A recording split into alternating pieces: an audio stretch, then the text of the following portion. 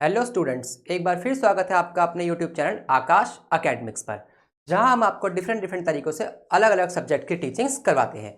और आज हमारा है इमरजेंसी का पार्ट 2। पार्ट 1 हम पहले कर चुके हैं। जिसने भी पार्ट 1 नहीं देखा है, डिस्क्रिप्शन में लिंक दिया गया है, आप उसे जाकर चेकआउट कर सकते हैं, क्योंकि पार्ट 1 देखना बहुत ज़्यादा ज़रूरी है, तभी आपको आगे की कहानी समझ आएगी। तो हम स्टार्ट करते हैं कि हमने क्या क्या पढ़ा था। हमने लास्ट टाइम पढ़ा था कि इमरजेंसी होती क्या है, इमरजेंसी लगी कब थी, और इमरजेंसी को किस किस तरीके से इम्प्लीमेंट किया गया था, और उस समय उसके कॉन्सिक्वेंसेस क्या क्या हुए थे। ये सब हम पार्ट 1 के अंदर पढ़ चुके हैं। अगर आपको पार्ट 1 देखना है तो आपको डिस्क्रिप्शन में लिंक दिया गया है। चलिए हम शुरू करते हैं आज अपना पार्ट 2, और ये हमारा लास्ट पार्ट होगा। इसके बाद इमरजेंसी हमारी क्लियर है और आपके 6 मार्क्स एग्जाम में पूरे पक्के हैं। आप अगर यहां से करके जाते हैं तो आपके 6 मार्क्स एग्जाम में कहीं नहीं गए। लास्ट टाइम मैंने आपको 4 नंबर का एक क्वेश्चन बताया था कि कॉन्सिक्वेंसेस ऑफ इमरजेंसी, वो हमने लास्ट वीडियो में डिस्कस किया है, आप उसको चेकआउट कर सकते हैं। आज हमारा जो टॉपिक है वो है इंपैक्ट्स ऑफ द इमरजेंसी, कि इमरजेंसी के इंपैक्ट्स क्या क्या पड़े थे। भाई देखो, इमरजेंसी के इंपैक्ट्स क्या क्या पड़े थे, इसको जानने के लिए हमें थोड़े से कॉन्सिक्वेंसेस पे ध्यान देना पड़ेगा। हमने क्या पढ़ा था, प्रेस सेंसरशिप पढ़ी थी, ठीक है। हमने ये पढ़ा था किस तरीके से लोगों को परेशान किया गया था, उनके फंडामेंटल राइट्स को छीना गया था। अब हम आगे देखते हैं इसके इंपैक्ट्स क्या क्या पड़े। Due to Congress policies and anti Congress atmosphere had developed in the country by 1975। ऐसा बोला गया था कि कंट्री के अंदर ना एंटी कांग्रेस एटमॉस्फेयर है, गुजरात, बिहार, इस तरह के मूवमेंट चल रहे थे, और कांग्रेस ने इसको बोला कि ये देश के भले के लिए नहीं है, ये डायरेक्टली इंदिरा गांधी के ऊपर क्या है, अटैक है। In response to this circumstances the government declare a state of emergency. हमने पढ़ा, फिर स्टेट ऑफ इमरजेंसी लगाई गई थी आर्टिकल 352 से। हमने 3 आर्टिकल डिस्कस कर लिए थे। On the night on June 25, 1975 the following were the reasons of imposing emergency. अब हम यहाँ पे कुछ रीजंस देखते हैं कि क्या क्या रीजंस थे जिसकी वजह से इमरजेंसी को इम्पोज किया गया था। जैसे कि the primary reason for the emergency was the economic crisis. जैसा कि मैंने डिस्कस किया था 1971 का गरीबी हटाओ, गरीबी हटाओ मैंने डिस्कस किया था, जिसके अंदर क्या बताया था मैंने कि गवर्नमेंट ने 1971 में गरीबी हटाओ का नारा दिया था, जो फेल हो गया था, जिसके फेल होने की वजह से इमरजेंसी के हालात बनते जा रहे थे। लोगों में गुस्सा था, महंगाई लगातार बढ़ रही थी, पेट्रोल डीजल के दाम लगातार बढ़ते जा रहे थे, दिक्कतें बहुत ज्यादा थी, और इसके साथ साथ कई सारी चीजें फेलियर हो गई थी। राइजिंग द प्राइसेस ऑफ, ये मैंने आपको बताया था लास्ट वीडियो में। Describe borrowing the country was unable to recover from the inflation. महंगाई इतनी ज्यादा बढ़ती जा रही थी कि कंट्री अपने आप को बहुत सारे मुद्दों पर जूझती पा रही थी। देखो, कंट्री जूझेगी ना तो वहां के नागरिक ऑब्वियसली बात है जूझेंगे। रीजन किसका होता है, सरकार का। सरकार ने काम किए या नहीं किए वो बहुत चीजें इंपैक्ट करती है, और सरकार उसको इमरजेंसी से पलड़ा झाड़ने की बात कर रही थी। लाइक इमरजेंसी लगा देंगे तो क्या होगा, हमें लोग ब्लेम नहीं करेंगे, लेकिन लोगों को अपने अधिकार पता होते हैं, आज भी पता है और पहले भी पता थे।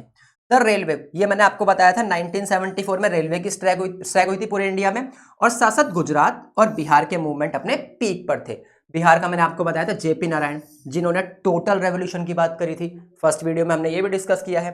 Movement led to the Congress defeat in Gujarat, Congress Gujarat के अंदर हारी थी election. The JP movement resulted in a unified vote for no confidence by all parties leading दीदी, ये गलत टाइप हो गया है, फॉर्मेशन ऑफ 1975। किस तरीके से वहां पे सभी पार्टी के लोग मिलकर कांग्रेस के अगेंस्ट एक काम कर रहे थे। खैर, कांग्रेस के अगेंस्ट नहीं बोल सकते हम ये बोल सकते हैं कि हर कोई अपने अधिकारों की मांग कर रहा था। और कभी भी किसी पार्टी से क्वेश्चन करने का मतलब ये नहीं होता कि हम देश से क्वेश्चन कर रहे हैं। देश अपनी जगह है, पार्टी अपनी जगह है। पार्टी कोई भी हो, वो हमारे लिए सर्वेंट्स का काम करती है, वो हमारे लिए सर्वेंट्स है। चाहे 2025 में की बात करें हम, चाहे 1975 की बात करें, वो हमारे लिए सर्वेंट्स है, और ये लोगों को समझना पड़ेगा। इन 1971 the Allahabad high court issued a writ declaring the Indira Gandhi election invalid. ये मैंने बताया था आपको, 1971 के इंदिरा गांधी के इलेक्शन क्या थे, इनवैलिड थे, और इंदिरा गांधी अपने पद पर बनकर नहीं रह सकती थी। ये हम लास्ट में डिस्कस कर चुके हैं। आगे देखते हैं आगे क्या है हमारा, इसको डिस्कस करते हैं किस तरीके से और भी प्रॉब्लम्स क्रिएट हो रही थी सरकार के लिए, देश के लिए, और भी काफी कुछ। After the imposing of emergency its effects were as follows. All civil liberties were suspended, सबके अधिकार खत्म कर दिए थे, ये मैंने आपको बताया था। President's rule was impose in Tamil Nadu and Gujarat where the one non Congress government. सरकार ने आर्टिकल 356 का यूज बहुत ज्यादा किया। ये आपको मैंने बताया था 356 आर्टिकल स्टेट इमरजेंसी के लिए होता है और ये वहां लगाए गए जहां पे कांग्रेस की सरकार नहीं थी, जैसे कि तमिलनाडु और गुजरात, एक तरीके से पावर को अपने हाथ में लेने के लिए। सेवरल अमेंडमेंट्स वर मेड, ये बहुत इंपॉर्टेंट टॉपिक है भाई, इसको मैं आपके साथ डिस्कस करता हूं, ये किस तरीके से इंपॉर्टेंट है। 1976 में ना गवर्नमेंट ने एक अमेंडमेंट किया था कॉन्स्टिट्यूशन के अंदर, वो था 42nd अमेंडमेंट।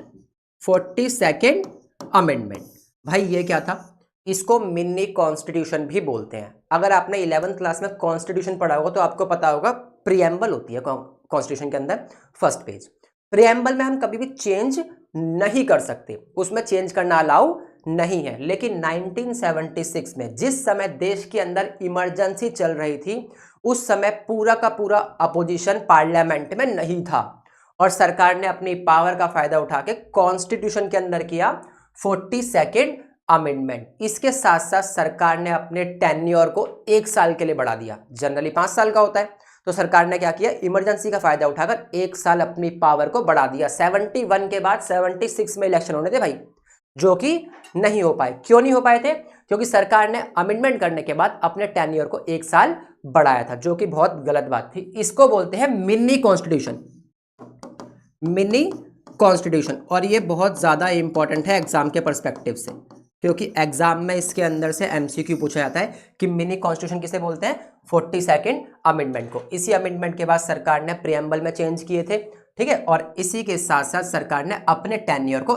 1 साल के लिए बढ़ा लिया था। फंडामेंटल ड्यूटीज, ये होती है फंडामेंटल ड्यूटीज जो हमारे कॉन्स्टिट्यूशन के अंदर गिवन है आर्टिकल 51A में, टोटल 11 है। उस समय 10 फंडामेंटल ड्यूटीज को भी इसके साथ जोड़ा गया था, तो ये बहुत क्या था, इंपॉर्टेंट था। All opposition party leaders were sent to jail, इसका बहुत यूज किया गया था। जब हमने लास्ट वीडियो में डिस्कस किया था प्रिवेंटिव डिटेंशन, मींस किसी ने क्राइम नहीं किया है फिर भी उसको अरेस्ट कर लिया था, तो इसके लिए अरेस्ट किसको किया था, अपोजिशन लीडर्स को, और ये थे ही नहीं पार्लियामेंट के अंदर, तो अमेंडमेंट करना क्या हो गया, इजी हो गया सरकार के लिए।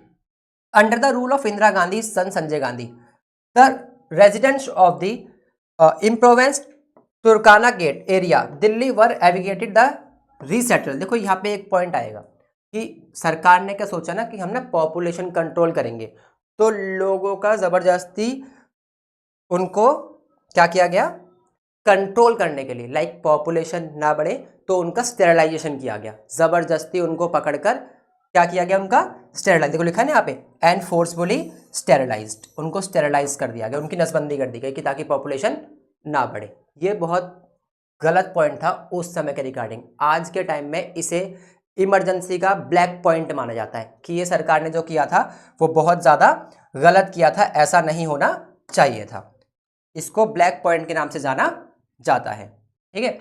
आगे, under the rule of Indira Gandhi Sanjay Gandhi, ये तो मैंने बता दिया आपको स्टेरिलाइज वाला point. The rights of life and personal liberty were suspended, लोगों की पर्सनल लिबर्टी खत्म हो चुकी थी, बस एक ही अधिकार था, जीवित रहोगे, जिंदा रहो, इसके अलावा कुछ नहीं। प्रोटेस्ट करना है अलाउ नहीं है, बिल्कुल भी अलाउ नहीं है। Means of expression of public opinion were restricted, पूरी तरीके से अपना ओपिनियन देना भी अलाउ नहीं है। अगर आप सड़क पे आओगे तो आपको अरेस्ट कर लेंगे और रीजन भी नहीं बताएंगे भाई क्यों अरेस्ट किया है। To make the emergency more effective, the maintenance of internal security act MISA, ये बहुत जरूरी है, इसका भी एमसीक्यू पूछ लेता है, मीसा की फुल फॉर्म बताओ। Maintenance of internal security act पूरे देश में लागू कर दिया गया था और इमरजेंसी का असर सबसे ज्यादा नॉर्थ इंडिया में पड़ा था। नॉर्थ इंडिया को पूरे तरीके से कैप्चर कर लिया गया था, इस तरीके से कि वहां के लोग अपनी बात को रख ही नहीं सकते थे। ऐसा नहीं है साउथ के रख सकते थे, लेकिन सबसे ज्यादा असर जहां था वो हमारे नॉर्थ इंडिया में था, ठीक है। आगे, एग्रीकल्चर प्राइसेस फेल, लगातार खेती के दाम गिर रहे थे। DNS allowances and the dividends stagnated, therefore the budget deficit 0.18 of GDP, लगातार जीडीपी डाउन हो रही थी।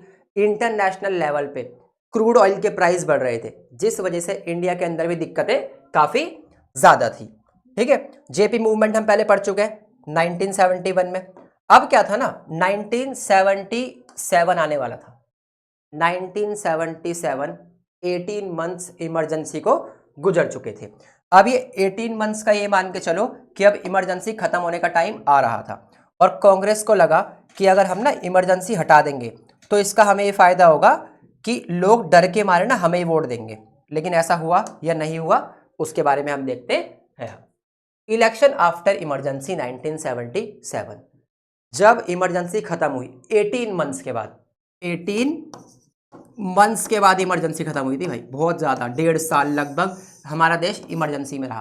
कांग्रेस को लगा इमरजेंसी खत्म करते हैं, लोगों में डर का माहौल है, हमें वोट देंगे, हम फिर से जीत जाएंगे। अपोजिशन लीडर्स को रिहा कर दिया गया, उन्हें बहुत कम समय मिला इलेक्शन की तैयारी के लिए, मुश्किल से 2 महीने, और उन्होंने सभी ने मिलके एक पार्टी बनाई। जितने भी अपोजिशन के लीडर्स थे वो एक हो गए, उन्होंने एक पार्टी बनाई जिस पार्टी का नाम दिया उन्होंने जनता पार्टी, जनता पार्टी। और इनों के पास एक ही एजेंडा था कि जिस तरीके से डेमोक्रेसी की हत्या की गई है, लोकतंत्र की हत्या की गई है, उसका बदला लेना है, उसे ही हम क्या करेंगे, अपना नारा बनाएंगे। इन्होंने बोला सेव डेमोक्रेसी, सेव डेमोक्रेसी, ये इनका उस समय का स्लोगन था इलेक्शन के समय। 2 महीने मिले भाई, इलेक्शन में ये लोग उतरे। कांग्रेस को पक्का यकीन था जीतेंगे तो हम ही। कैसे जीतेंगे? डर से। लेकिन देखते हैं क्या हुआ। Public mood after the emergency, people were unhappy with the government because of censorship on the press, arrest of opposition leaders, suspension of fundamental rights, force sterilization drives, the public wanted change. अब लोगों में गुस्सा था, लोग भूले नहीं थे, भले ही 18 महीने हो गए थे, लोग भूले नहीं थे। लोगों को ये सभी चीज़ याद थी, किस तरीके से प्रेस को रोका गया, लोगों को अरेस्ट किया गया, ठीक है ना, उनके फंडामेंटल राइट्स को खत्म कर दिया गया। तो इस बीच इलेक्शन हुए, और इलेक्शन हुए, उसका रिजल्ट क्या हुआ, वो पूरी तरीके से कांग्रेस के अगेंस्ट गया, जैसा कि उम्मीद कांग्रेस को नहीं थी। कांग्रेस को उम्मीद नहीं थी भाई कि हम क्या होंगे ना, हार जाएंगे, वो भी इतने बुरी तरीके से, ठीक है। इसमें क्या हुआ, उसने क्या किया, announcement of election in January 1977, जनवरी 1977 में इलेक्शन की अनाउंसमेंट हुई। Prime minister Indira Gandhi announce free elections, this was the first major test of Indian democracy after the emergency. 18 महीने बीत चुके थे, देश में लोकतंत्र था नहीं, अब एक टेस्ट था कि डेमोक्रेसी वापस आ पाएगी या नहीं आ पाएगी। The 1977 elections turn into a referendum on the experience of emergency at least in north India. जैसे मैंने आपको पहले भी डिस्कस कर रहा था मैं कि नॉर्थ इंडिया में इसका असर सबसे ज्यादा था, और इलेक्शन के अंदर भी नॉर्थ इंडिया काफी ज्यादा प्रभावित हुआ। Where the impact of the emergency was felt most strongly, the opposition fought the election on this slogan save democracy. मैंने आपको लास्ट स्लाइड में बताया था ये point. Janata parties campaigning was focus on the non democratic characters, on the rule and the various excessive that took place during the period. जिस तरीके से लोकतंत्र की हत्या की गई थी उसके अगेंस्ट जनता पार्टी ने क्या किया, चुनाव लड़ा, ठीक है। In the backdrop of arrest of thousands of persons and the censorship of the press, the public opinion was against the Congress. और पब्लिक ओपिनियन कांग्रेस के पूरे तरीके से क्या था, अगेंस्ट था। अब इनको पता था भाई क्या होगा क्या नहीं होगा। वैसे ना प्राइम मिनिस्टर के रूप में अब आगे जेपी नारायण को देखा जा रहा था, लेकिन जेपी नारायण बहुत समय पॉलिटिक्स छोड़ चुके थे, तो उनका पीएम बनना पॉसिबल नहीं था। अगला बंदा कौन था जो पीएम बन सकता था, वो थे मोरारजी देसाई, मोरारजी देसाई। और ऐसा हुआ भी था, 77 के इलेक्शन के बाद इन्हें ही पीएम बनाया गया था, मोरारजी देसाई को। Jayaprakash Narayan became the popular symbol of the restoration of democracy as a result of the above factors. The Congress party was defeated in Lok Sabha. Congress party 77 के इलेक्शन में हार गई भाई, 1977 के इलेक्शन में कांग्रेस हार गई, और कांग्रेस को बस 154 सीट्स मिली, और नॉर्थ इंडिया में तो जीरो, नॉर्थ इंडिया में मोस्टली पार्ट्स में कांग्रेस हार चुकी थी। और जो पार्टी जीती वो थी भाई जनता पार्टी। जनता पार्टी को, इनके अलाइस को, इनके ग्रुप को मिलाकर 330 सीट मिली, जो कि इनफ थी सरकार बनाने के लिए, 330। लेकिन ना इनके पास भी ना दिक्कत ये थी, इनके पास खाली एक ही चीज़ थी कि यार सेफ डेमोक्रेसी के ऊपर हम चुनाव लड़ रहे हैं, लेकिन हमारा विजन क्या है, हम करेंगे क्या। क्योंकि इस पार्टी के अंदर ना अलग अलग विचारधारा, आइडियोलॉजी के लोग थे, तो किस तरीके से देश चलाएंगे, क्या देश चला भी पाएंगे, नहीं चला पाएंगे, ये भी क्या थी, उसके आगे एक समस्या थी। और प्रधानमंत्री इसको बनाया गया मोरारजी देसाई। और इसमें एक क्वेश्चन पूछता है कि पहली नॉन कांग्रेस गवर्नमेंट सेंटर में कब बनी थी। तो सेंटर में पहली नॉन कांग्रेस गवर्नमेंट बनी थी 1977 में। किसकी बनी थी? जनता पार्टी की। ये भी याद रखना है आपको, ये भी पूछता है एग्जाम के अंदर, ये इंपॉर्टेंट भी। और क्यों बन पाई? क्योंकि इमरजेंसी के हालातों की वजह से देश का मूड था वो पूरी तरीके से बदला हुआ था। ये एक मैप दिया हुआ है, ये 1977 के इलेक्शन का मैप है। इसके रिजल्ट्स क्या रहे? ये ग्रीन पॉइंट दिख रहा है आपको, ये ग्रीन पॉइंट, जितना भी ये ग्रीन पॉइंट है ना, यहाँ पे कांग्रेस की बहुत बुरी हार हुई थी। और ये ग्रीन पॉइंट है कहाँ पर? नॉर्थ इंडिया में। नॉर्थ इंडिया में कांग्रेस पूरी तरीके से क्या हो चुकी थी? साफ हो चुकी थी। देखो ये पूरा दिख रहा है, यूपी का एरिया 0 सीट, यहाँ पे 0 सीट, गुजरात में 0 सीट, मतलब पूरी तरीके से खत्म, कुछ भी नहीं बचा कांग्रेस के पास यहाँ पे। लेकिन north India, sorry south India में जो येलो पार्ट दिख रहा है ना आपको, येलो पार्ट, ये येलो पार्ट वो है जब कांग्रेस पार्टी को सीटें मिली थी, जिसके दम पे कांग्रेस पार्टी ने 154 सीट्स लेकर वो आए थे। और ये हालत हुई थी कांग्रेस की 1977 के इलेक्शन में। डेमोक्रेसी से हमें सीखने को क्या मिलता है? डेमोक्रेसी से हमें सीखने को मिलता है कि हमारे अधिकार क्या है। लेकिन जब डेमोक्रेसी चली जाए तब हमें क्या सीखने को मिलता है कि वो कितनी इंपॉर्टेंट है। जैसा कि 1977 में लोगों को समझ आया इमरजेंसी के बाद, जुडिशरी को अपने राइट समझ आए, जुडिशरी को पता लगा यार कुछ भी हो जाए लेकिन हमें लोगों के लिए सुनवाई करनी पड़ेगी। और 18 महीने की डेमोक्रेसी खत्म होने के बाद जब वापस से देश में डेमोक्रेसी आई तो उसके बाद दुनिया भर के लोगों को यह समझ आया कि भारत से डेमोक्रेसी को हटाना इम्पॉसिबल है, क्योंकि 18 महीने का टाइम भाई बहुत होता है। 18 मंथ्स ये लगा लो कि अगर किसी और देश में ऐसा होता तो शायद वापस से वो डेमोक्रेसी को लेकर नहीं आ पाते, लेकिन इंडिया ने वो करके दिखाया।